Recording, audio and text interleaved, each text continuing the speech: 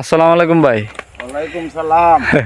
ভাই আপনি এই বুদ্ধি কেমনে পাইলেন ভাই? আরে ভাই এই বুদ্ধি পাইছি কেমনে, কদ্দি লাগাইছিলাম বীজ দিতাম, আচ্ছা মানে এই দেওয়া কষ্ট হয়, যারা বুদ্ধি করে কুটার মিজা লাগাইছি, আচ্ছা আচ্ছা। কুটার মিজা লাগাই এই জন্য ওখানে ছাড়তাছি বীজ। মানে এটা আপনার মানে বীজটা আমার আর আমার দুঃখ লাগে না।